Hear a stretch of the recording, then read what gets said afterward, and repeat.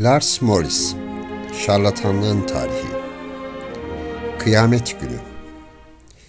Beyaz büyünün kabile hayatının hem tıbbi hem de sosyal yönlerinde hayati bir rol oynadığı Afrika'da telkinin gücü her zaman derin olmuştur. Ve niyet iyi bir şeyler yapmak olduğunda her zaman hoş karşılanmıştır. Kötülük etmek için kullanıldığından şüphelenilse bile verilen zararın kapsamı genelde bir kişi veya küçük bir grupla sınırlı olurdu.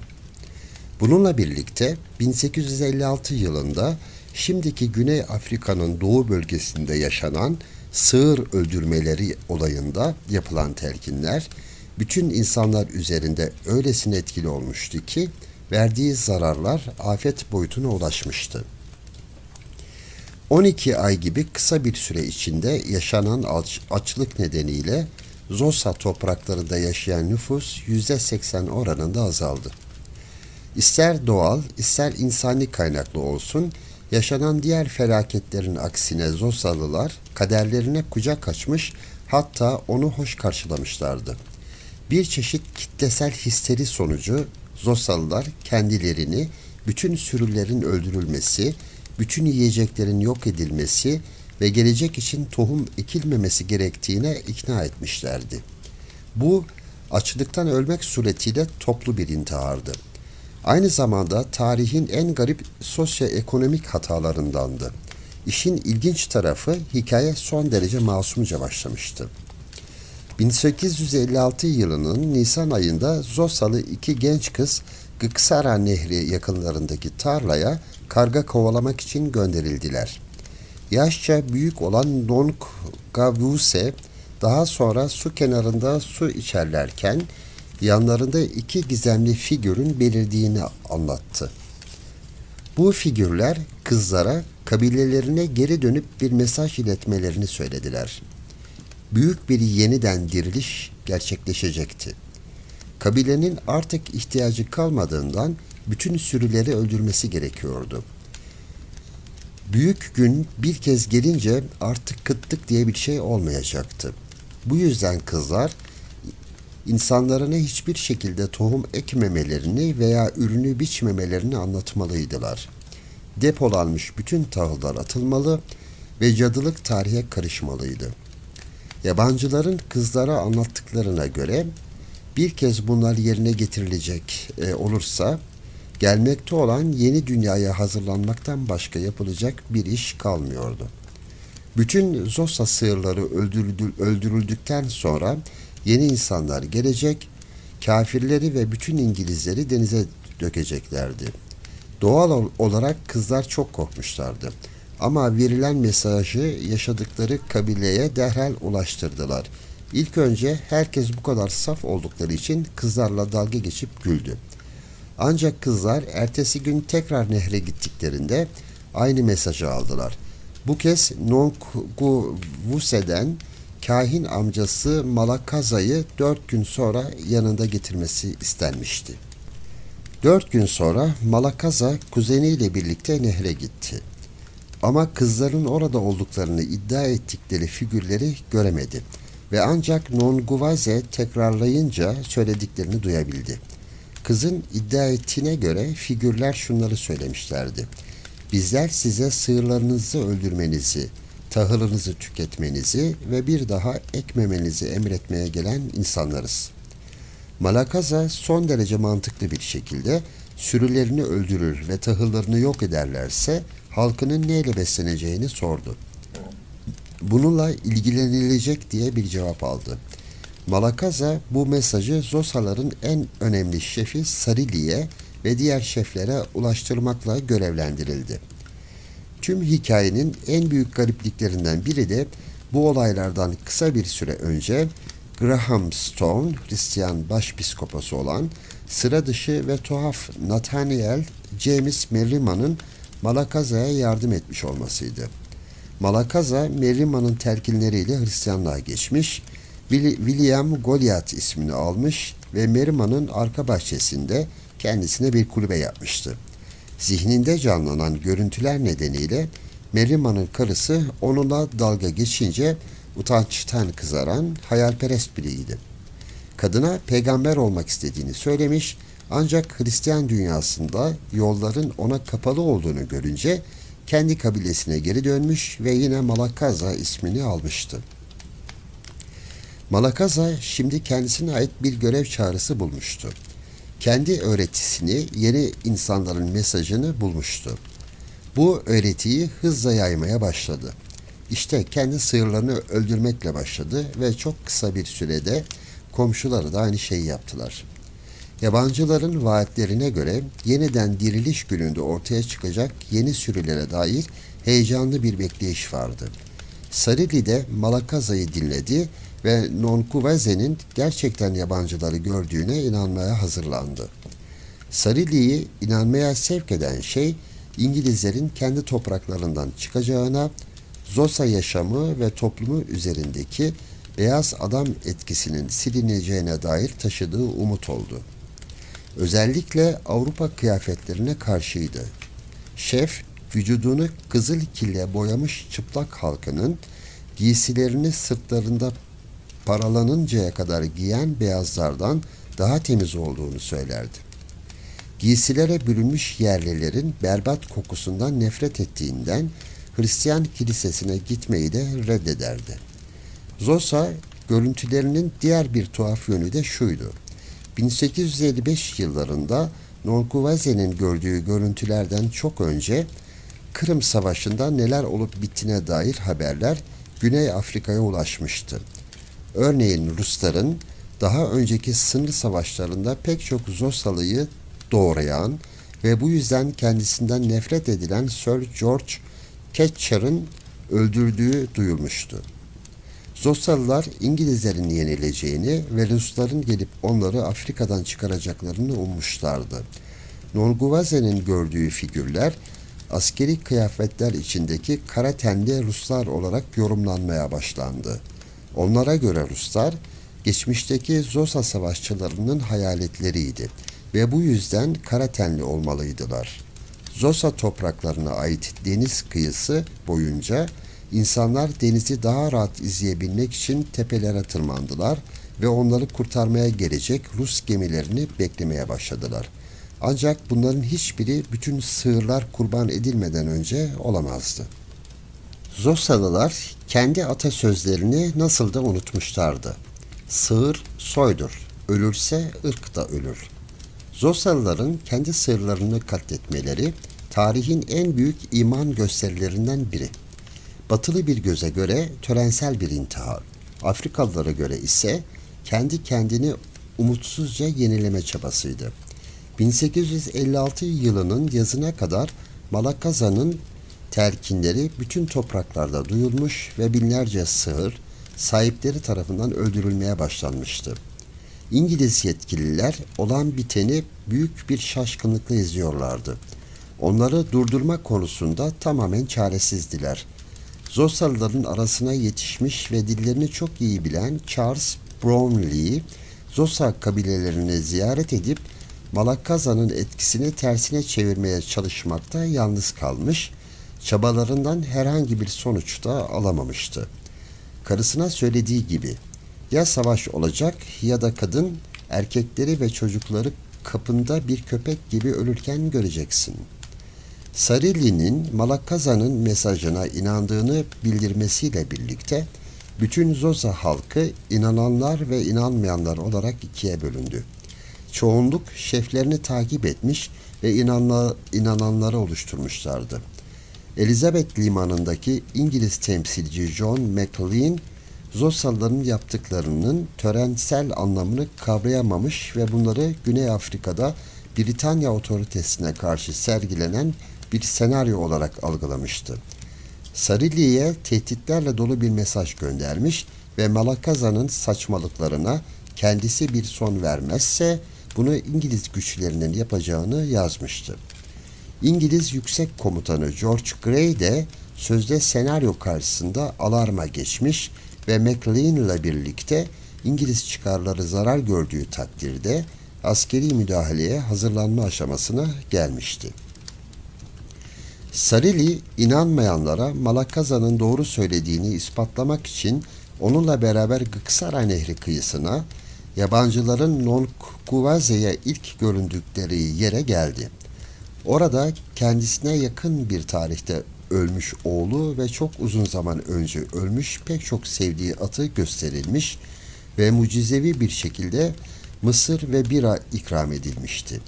Sarili olan bitenden çok etkilenmişti. Malagaza'da bütün sığır ve keçilerinin hemen ölmesi gerektiğini söylemiş, Sarili de dediğine katılmıştı.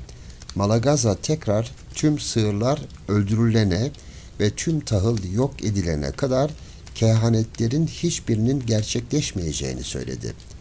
Zosa toprakları boyunca Rusların görüneceği ve ölülerin dirileceği yerlerin isimlerini bir bir saydı. Sarili hemen kabilesine döndü ve tüm diğer insanların yaptığı gibi sığırlarını ve keçilerini öldürmeye başladı. Sarili, yabancılarla yaptığı buluşmanın gizli kalmasını istediyse de kısa zamanda dört bir yandan gelen hacılar bir mucize görmek umuduyla Gıksara Nehri kıyılarına akın ettiler. Hislerinin artması ve sığır öldürme çılgınlığının zirveye ulaşması sonucu Malakaza, herkesin beklentilerinin gerçekleşeceği bir tarih belirlemeye karar verdi. 1856 Temmuz'unun sonunda Malakaza, yeniden dirilişin Dolunay zamanında gerçekleşeceğini söyledi. Dolunay zamanı yaklaştıkça heyecan üst seviyeye tırmandı. Yüzlerce, binlerce Zosalı'nın arzularına rağmen sıra dışı hiçbir şey olmadı. Ruslar evlerinde kalmışlardı. Sarili şüphelenmeye başlamıştı. Daha şimdiden küçük çocuklar yiyeceksiz kalmaya başlamışlardı. Ve kısa zamanda kıtlık herkesi etkileyecek bir hale gelecekti. Malakaza yeni insanlar üretse ve Zosalıların verdiği kurbanların yerini bulduğunu herkesi ikna etse iyi olurdu. Malakaza'nın paçaları tutuşmuş ve Sarili onu öldürtür korkusuyla kabilesini terk etmişti. Şefe bir mesaj gönderdi ve yeni insanların dirileceği günü beklemek üzere kaleye taşındığını söyledi. Öldürülen sığır sayısından memnun kalmadıkları açıkça belli oluyordu. Rusların gelmesi isteniyorsa tüm sığırlar kurban edilmeliydi. Malagaza kaleden yeni bir kehanetle geldi. Ruslar yeni ayları severdi ve 16 Ağustos civarlarında geleceklerdi. Nehir kıyısına giden ziyaretçiler yeni insanların sık görülmesinin Malakaza veya teşrifatçı tayfasının kontrolü altında olduğunu fark ettiler. Kimsenin uzaktaki şekillerle konuşacak veya söylediklerini duyacak kadar yakınlaşmasına izin verilmiyordu. Yalnızca Malakaza'yla veya onun aracılığıyla diğer insanlarla konuşuyor gibiydiler. Peygamber bazen denizi işaret ediyor ve hacılarına Rusların kafalarının suda alçalıp yükseldiğini söylüyordu. Diğer zamanlarda hayali sığırlardan gelen böğürtüleri ve keçilerin melemelerini duyuyorlardı. Zosa topraklarına şimdi histeri hükmediyordu. Ağustos ayının başında bir öğleden sonra çöken sis, diriliş gününün başlangıcı olarak algılandı. Herkes evine gitti ve bir şeylerin olmasını bekledi. Gün geçti, gece çöktü ve hiçbir şey olmadı. Çıkan her ses yeni insanların gelişine dair bir hal olarak yorumlanıyordu. Malakaza, büyük günde cennetten 2 güneşin yükselip çarpışacağını söylemişti. Bunun üzerine bütün İngilizler denizin derinliklerine doğru bir yürüyüşe geçecek, orada Uhlanga olarak bilinen kainatın merkezine çıkan bir yolda ilerleyeceklerdi. Burada şeytan hem İngilizlerden hem de sığırlarını öldürmeleri için yapılmış çağrıya uymayan Zosalılardan intikamını alacaktı. Sonra dünya yeni bir güneş doğuncaya ve yeni dünyanın müjdesini verinceye dek karanlığa gömülecekti.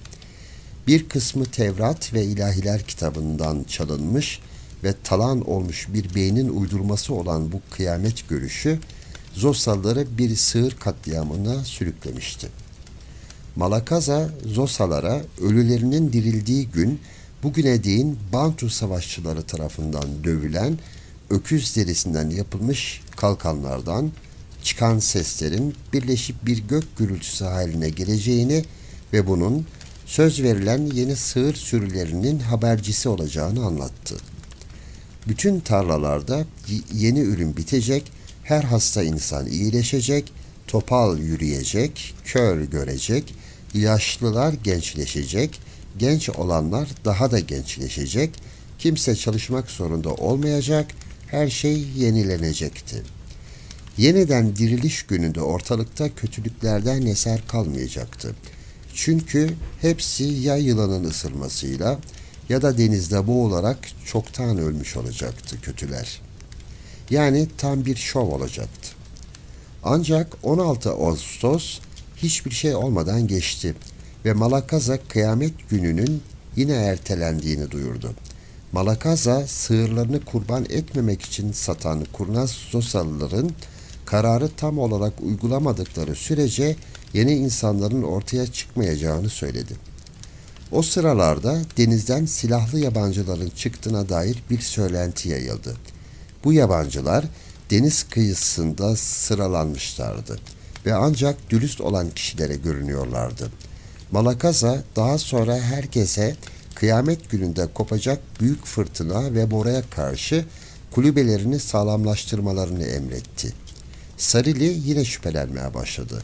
O sıralar halkın sığırlarını katletmeye devam etmesinde sergilediği isteklilik karşısında dona kalan kurul üyelerinin yoğun baskısı altındaydı.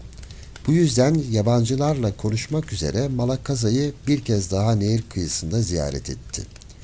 Malakaza, Sarili'ye yere bakmasını ve hiçbir koşulda kafasını kaldırmamasını söyledi.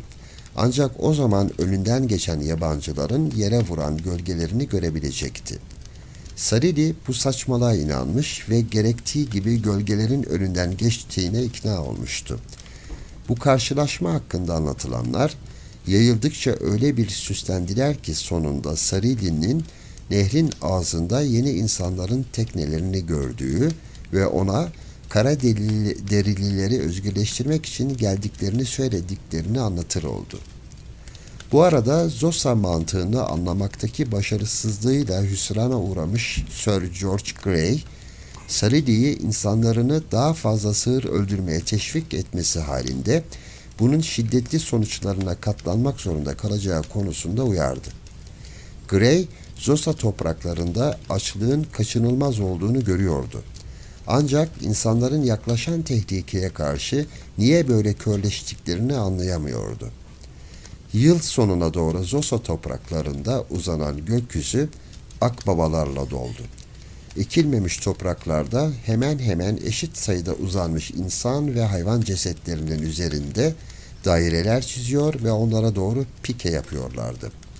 Öldürülen sığır sayısı çoktan 200 bine varmıştı ve bunun sonucu yaşanan açlık yüzünden Fiş ve Kei nehirleri arasında en az 100 bin Zosalı ölmüştü. Bu arada Sarili, Malakaza'ya hala hazin ama suçlu bir inançla bağlıydı. Her buluşmalarında Malakaza, ardından gelen yeni aylarda neden hiçbir şey olmadığına dair hep bir bahane buluyordu. Sarili o kadar üzülüyordu ki başarısız bir kehanetin ardından intihar etmeye kalktı.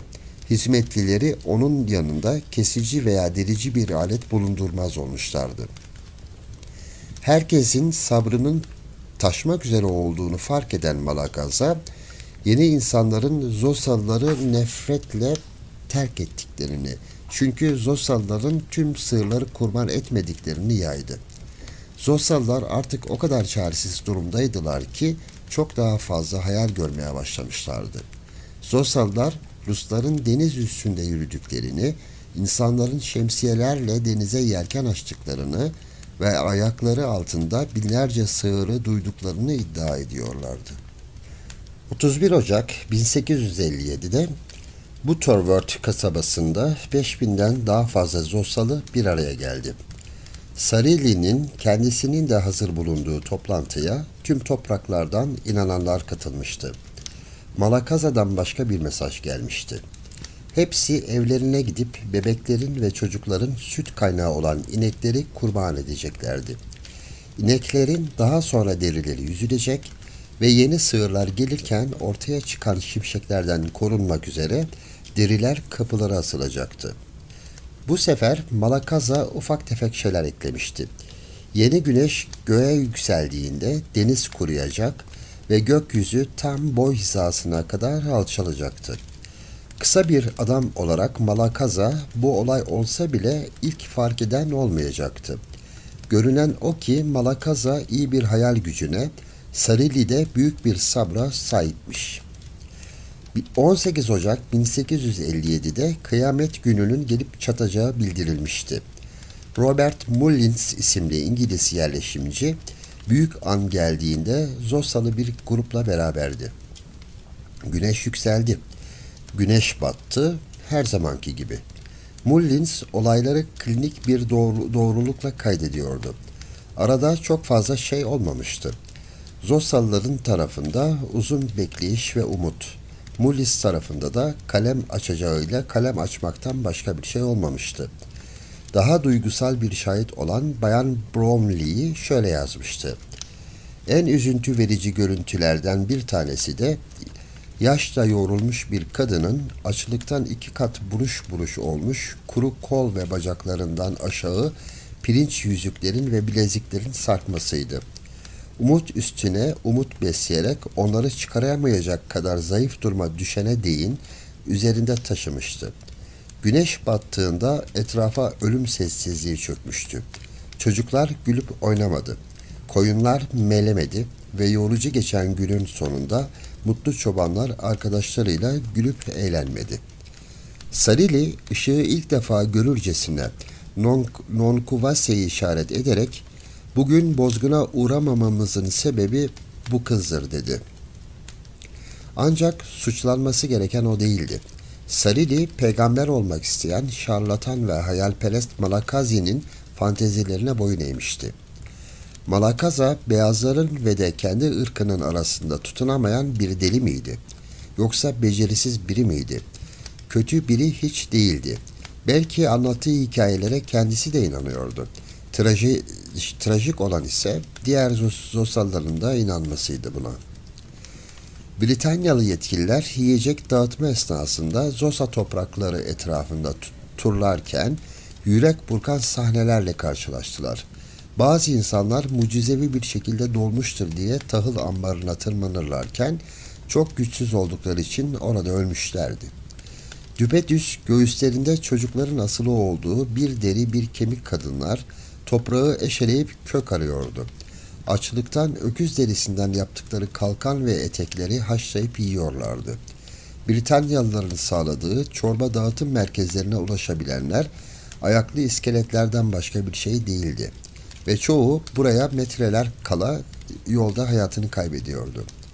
Bir misyoner şöyle yazıyordu. Kıtlık tüm insanları insanlıktan çıkardı. 20'li yaşlardaki genç erkekler seslerini kaybetmiş kuş gibi cıvıldıyorlardı.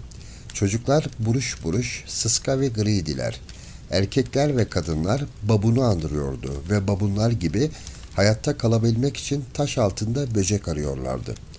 Akbabalar ve vahşi köpekler yarı ölü ve ölü zosaları yemek için bekleşirlerken hayatta kalabilenler son yaşama azmiyle kanibalizme dönmüşlerdi. Kendi çocuklarını öldürüp yemeye başlamışlardı. Benzer bir şekilde Malakaza da kuzeni ile beraber açlıktan ölmüştü. Trajediye ilave olarak yiyecek aramak için topraklarını terk eden Zosalılar geri döndüklerinde Avrupalı yerleşimciler tarafından topraklarının işgal edilmiş olduklarını gördüler.